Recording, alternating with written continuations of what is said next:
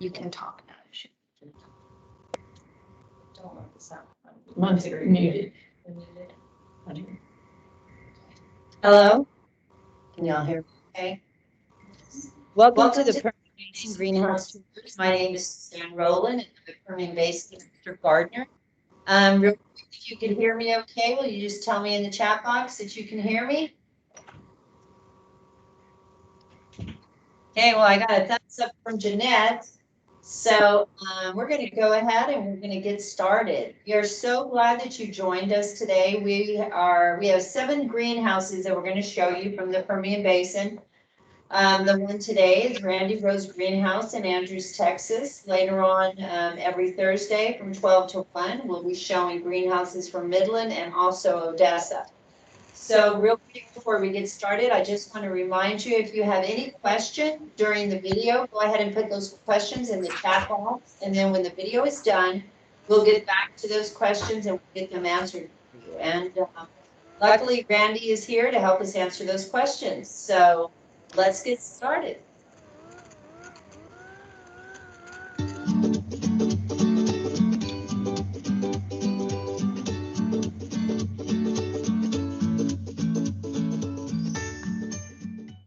Hi, and welcome to the Permian Basin Greenhouse Tours. My name is Suzanne Rowland. I'm the County Extension Agent for Andrews County. Thank you for joining us. Today, our special guest is Randy Rowe. Thanks for allowing us in your backyard, Randy. Oh, you're welcome. You're welcome. Glad y'all come over and look at our stuff. So. On this super windy day, oh, but yeah, that's okay. Yeah. So, Randy, how did you get involved in gardening, and also how did you get involved specifically in greenhouse gardening? Well, we started probably 2.5 years ago with just a few tomato plants. I wanted to see if I could grow my own tomatoes, and so we put out a few tomato plants. We had them on the back porch, and we were pretty successful. We did pretty good.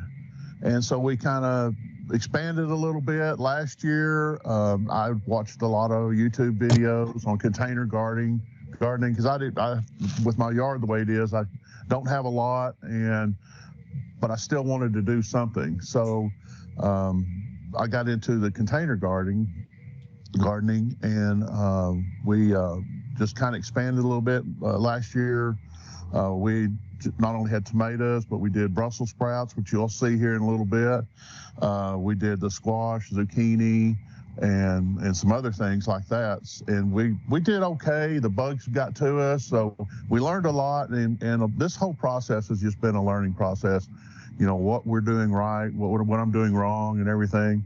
And so this last year, me and my wife talked about it, and we had been, contemplating a greenhouse for a while. She's into the flowers and the porch decorations and stuff like that, and she's been doing that for several years. And so we wanted a place where we could move everything inside and keep everything alive, so we didn't have to start all completely over every single year. Right. So we got together and we had this greenhouse built. We got finished in November before the cool weather set in. And you'll see here in a bit, we moved a lot of stuff in. I had some ideas, but it's still kind of a work in progress. We're just still trying to figure out what works, what doesn't work. And so hope y'all enjoy the tour. Well, we will. And that's how I think all of us gardeners are. We start off small, and then we find out, hey, I really like this. I want to start experimenting some more. So starting off with containers and now onto a greenhouse. So yeah, we're looking forward to seeing it. Right. All right. Well, let's get started. All righty. Okay, Randy, so could you tell us, what is your greenhouse made out of? Well, we did just a plexiglass or the plastic polycarbonate siding. We had this built by a local man here in Andrews, and I laid it out kind of how I wanted it. It's a 12 by 8 by 12.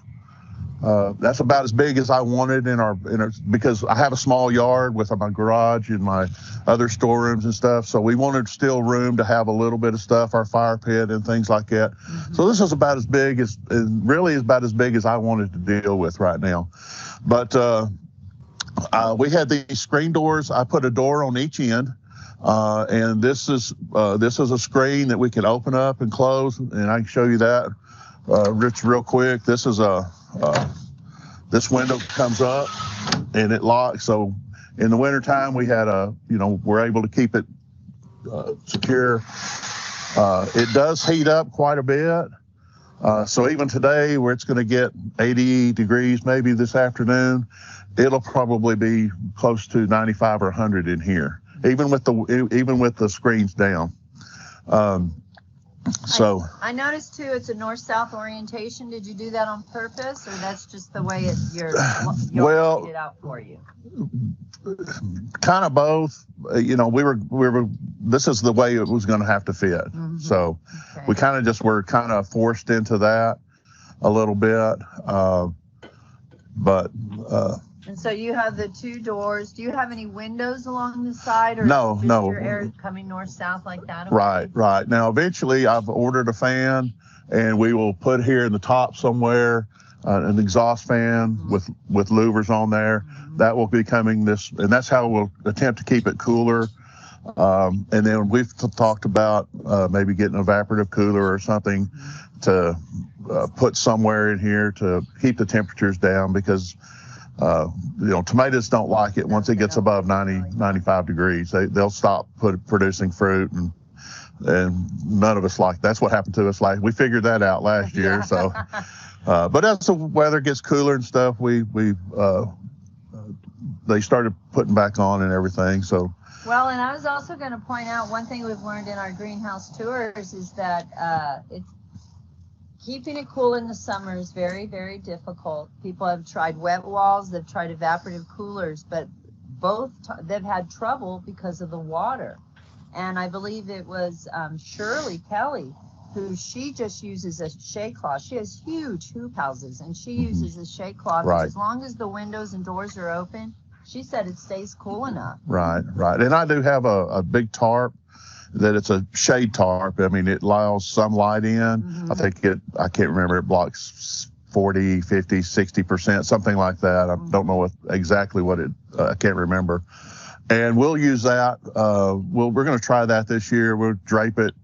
I'm going to try first draping it over and tying it down and see if that will work. If not, we may have to move inside with something else and shade from the inside. But I'm not sure which one will work the best for us. Again, one of those things we're going to try and figure it out. And I think that's really the best way to do it, is just to try and experiment. Right. So tell us about this winter and the freeze. Did you have heat in here, or what happened? Yes, I ran some extension cords from my house. We just ran 2 extension cords out here, and so we were able to put a couple of electric heaters in, just the small, fan powered heater, and then I had one just a radiant heater. So we kept those in here. We were able to keep it above freezing. It was a challenge. When it really got cold, when it got down to 0 degrees, we actually added a propane heater to it also, and let it burn all night. But we were able to keep it above freezing.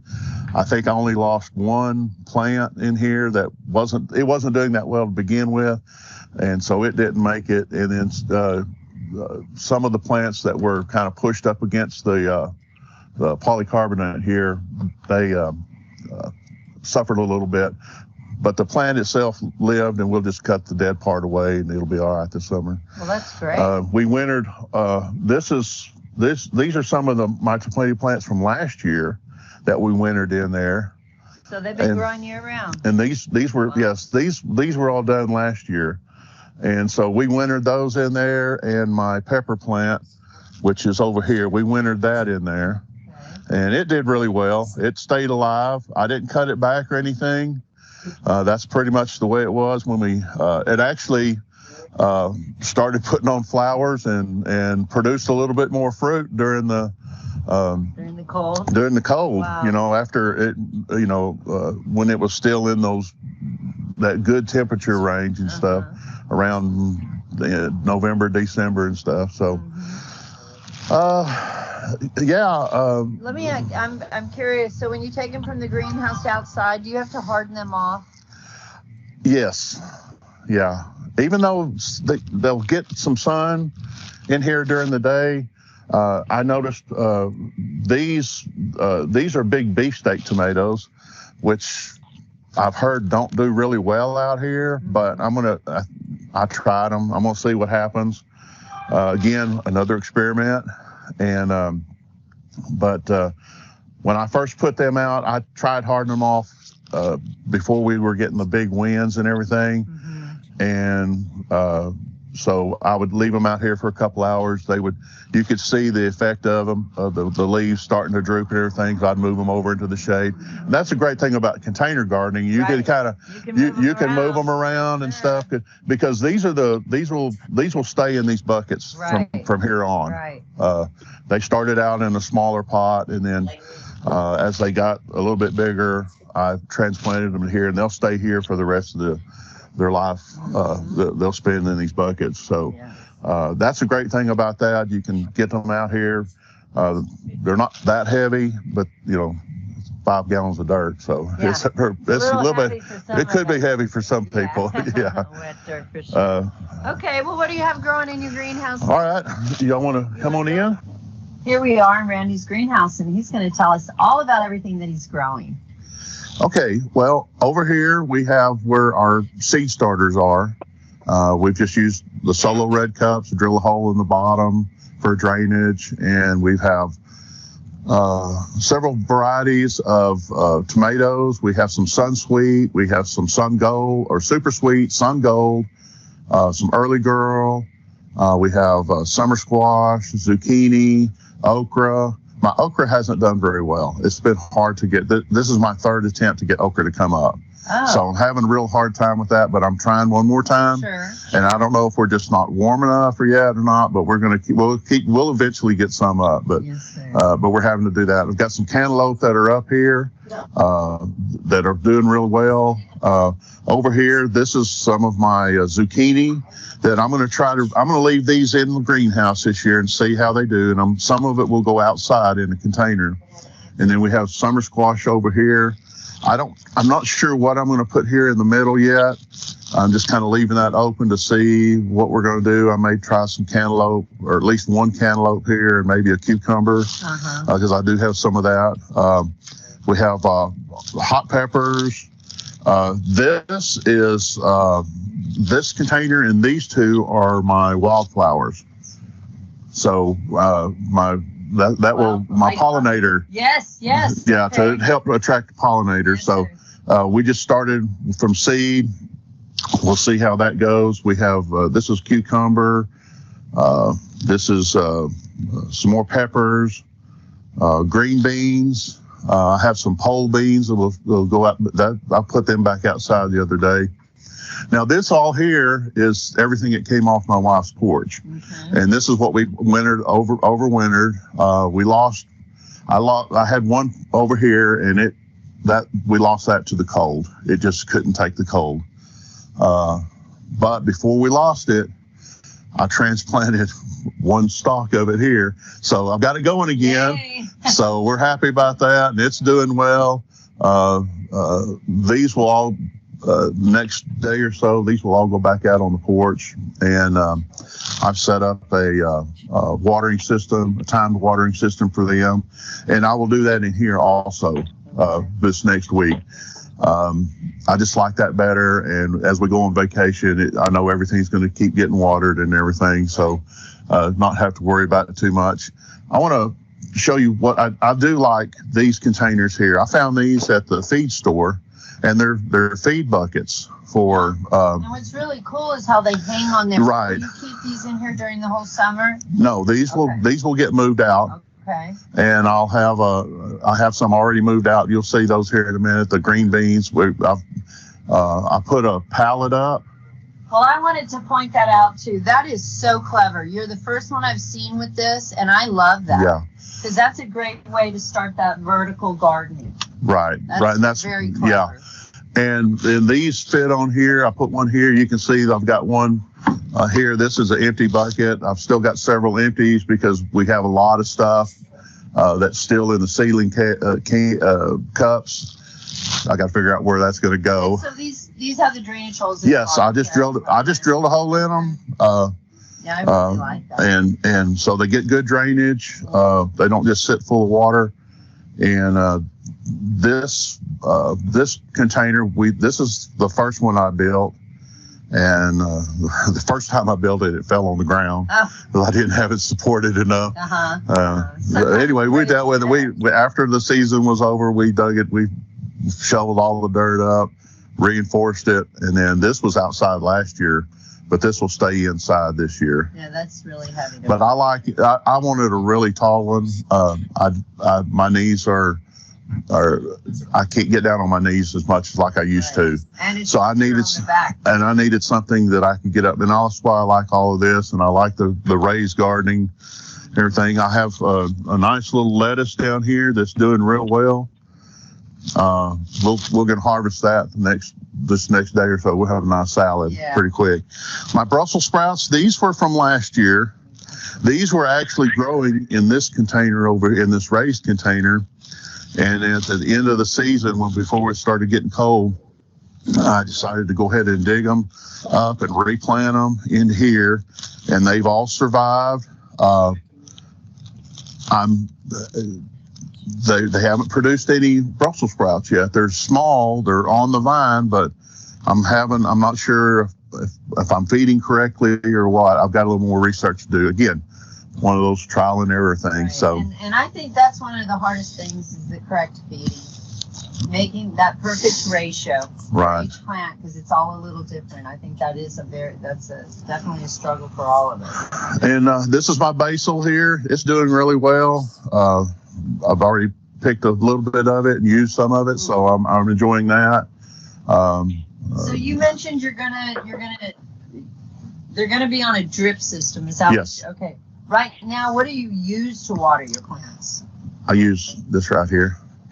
Oh no! And it takes you a while, doesn't it? Well, I just dip it. I have water buckets in here, Okay, so I don't have to go out and fill up my water. But I just dip it in there, and then I'll just take it and go around it a little bit. But you did bring up an interesting point that when you have a garden, if you don't have a drip system and you're hand watering it, and you want to go out of town, or you got to have a friend, or you got to have a drip system, or both. Right. Both is helpful. I think the automatic drip system is the way to go if you can, for sure. Right. And we did ours last year and had real good success with it, had real good luck with it. We didn't have any issues about the plants getting enough water. Again, experiment a little bit because you don't want to overwater. Right. That can be just as bad as underwatering and stuff. So, yes. So we did really well with that. What about, so I noticed your floor is made of turf. Do you ever have a problem with water gathering? Okay, not yet. Right through. Yeah, not yet. This is just an artificial turf that we bought and put back here because I was tired of mowing. Sure. And, but when it rains, we've seen it, an inch of water back here just because of all the water that runs off the building and everything. It really accumulates back here, but in 30, 40 minutes after it quits raining, it's gone. It doesn't, it just goes right through it. Everything doesn't hold it. So yeah, we've done really well with that. Do you have a workbench in here? Where do you? I just stand and work. Okay. Yeah. Do you wish you had a workbench or room for a workbench? If I want, like yesterday when I was reseeding some stuff, I just brought a table out and just set it outside, and I have my dirt bucket down here that I mix my dirt in, fill my cups up and everything. I just did all that outside. Okay. No, I don't have a whole lot of room to do a lot of that in here right now. Now, a lot of this stuff will go outside, and so we'll have more room. And some of these will get hung up over here, and some of my seedlings and stuff we're going to try. We'll keep them in here and see how they do, and we'll put them in these containers so that if we need to move them outside, we'll be able to pretty easily. Okay. So. And so I noticed you have these ribbons hanging. Is it for the gnats, the soil gnats? Yeah. Flies, soil gnats, any flying insect. Yeah, I don't like using pesticides and stuff. I try to keep as organic as possible. I use neem oil a lot. that's a good insecticide, and it keeps the bugs off of them. Now, like I said earlier, the squash bugs really devastated us last year, and I didn't know what they were when they first showed up, or I would have done something about it. And that's why I want to try some of these in here where I can keep the door shut and really keep an eye on them. Yes. Some other ones that we put out here, and I'll show you, I bought some cloth, and we're going to wrap those in those buckets, and we'll have and see how those do. Now those will have to, because the tomatoes are self-pollinating, Right. so it's not a big deal with those. You just knock them around and they'll pollinate themselves. The squash and zucchini though, they can't do that, so I have to hand pollinate. So I did a lot of that last year anyway. I had a few bees were coming in and helping me. And if the bees were there, I would leave them alone and let them do their job. But a lot of times I would just come out and find the male flower and pick it off and then pollinate the female, and had real good success. So that's what I'll have to do that inside, because I'm not going to leave. I don't want to leave the doors open and allow the bad bugs in. Right. Yeah, you have to have that netting off for the pollination, but that's cool that you pollinate yourself. Yeah. Those the squash and zucchini is really easy to do. It's not hard at all. Some of the cucumbers and stuff we tried last year, we had a little bit of success. They really need the pollinators. It just does so much better. And beans are probably the same way. I think it would probably be hard to pollinate them. Well, I did also learn that when you're growing beans or peas, they do a lot better if you use an inoculator, which I did not know that. No, I didn't know that. Yeah, so it's a bacteria that promotes growth. And sustains them longer. See, I learned something today. So I always, tell me first about your fertilizer. I see here you have a fish fertilizer. So this is my first year to use the fish fertilizer. All right. And I kind of like it so far. Just mix it with water. A whole gallon should last me. That should last me the whole season. Right. Because it doesn't take very much to mix up 5 gallons, and it takes me about 5 to 7 gallons to feed everything. Now, right now, because we just have seedlings, I'm not feeding those. Right. I'm not doing any fertilizer on them. They're just in the mix and stuff. But everything else I've already fed once, and then it's a time again for me to feed. I'll feed sometime this week. My tomatoes and everything, and from the research that I've done, it sounds pretty like it's going to be a pretty good deal. So we'll see how that goes. Well, I know that's one thing that we use is that fish fertilizer. I feel like it's more organic. I've used that Super Thrive in the past, but I think that's just really very harsh on the roots. So I do really like that fish fertilizer. Yeah, we used the Miracle Grow last year. You buy the little box, and that's what I used last year for all the outside plants. We didn't, and some of my garden too when we were feeding last year. And it did okay, but I wanted to try the fish fertilizer and see if that would be a little bit better. See if I could get a little bit better yield on my vegetables and stuff like that. So we'll see how that goes. Well, tell me, if you tell me something that you absolutely love about your greenhouse that you just have to have in any greenhouse you would ever build. Oh gosh, I don't know. I think you definitely need electricity in it. If you're going to put a heater in there, that's the most economical way. Right. You really need to put, and you need good ventilation. I think the doors that I've chose for here and being able to close them and just have glass, or open them and have just the screen blow through. I think it was really important to me. I'm anxious to see when we get to the really hot part of the year, how hot this thing's going to get. Right. Because when it's 100 degrees outside, I don't know whether I don't want this. If it gets too hot, it's just, nothing's going to work right. So, right. But hopefully with the shade cloth and stuff. Even on the west side, maybe of it, because with that west sun we get in the afternoon is so harsh. Right. Well, and that's why I've got, I have some of my plants over here to get the morning sun, and I moved a few over for the evening sun. I'm just going to again look at that and experiment to see which ones do the best, and then we'll go from there and kind of decide. But again, with the container gardening, it's easy to pick them up and move them where you need to, get them into some shade if it's too hot. And I will put a shade cloth between. I'm going to put one above the greenhouse, or attached to the top of the greenhouse, and go all the way to my fence. Oh yeah. So I can, when it gets to the really hot part of the year, I can move stuff in here. They'll still get some sun, but it's not going to just be that. Yeah, that's a good idea. Bad heat getting on the. Again, what would you do different if you were to construct a greenhouse, start all over from scratch? What would you do different? I don't know. This is so new, just having it up since November. Right now, I haven't found any flaws in it. I've added a couple of the 2x4s up here, just so I could hang some hooks and hang some stuff from here. And then again, I'm going to put another pallet on this wall.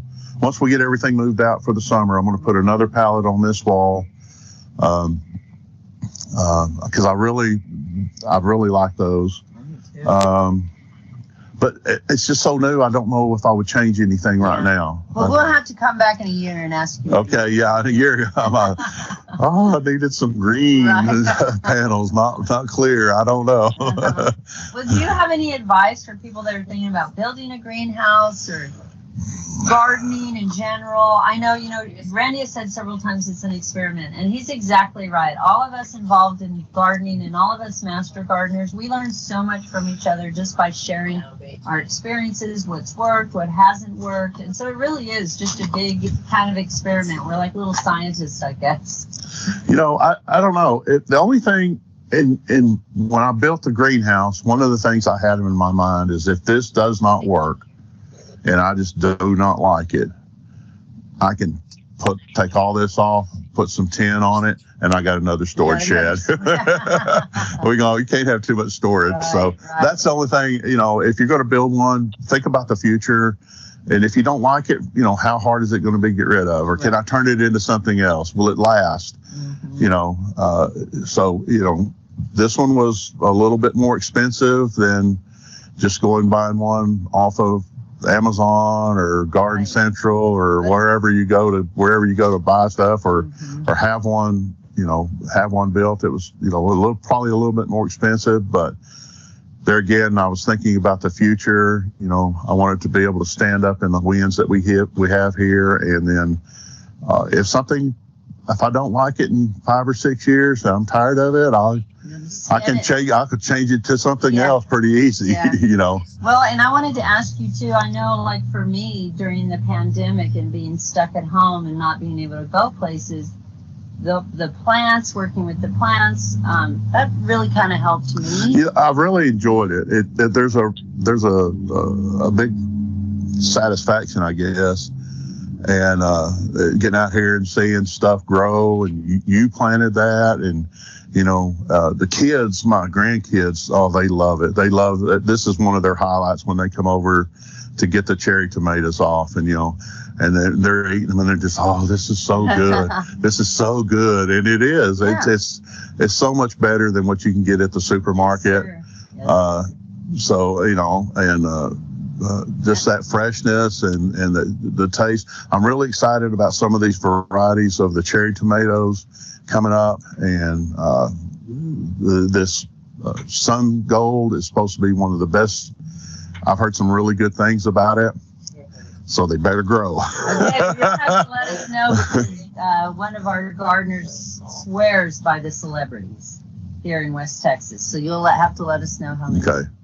All right. All right. Well, thank you so much for joining us. You bet. Thank you for joining our West Texas Greenhouse Tours. Have a great day.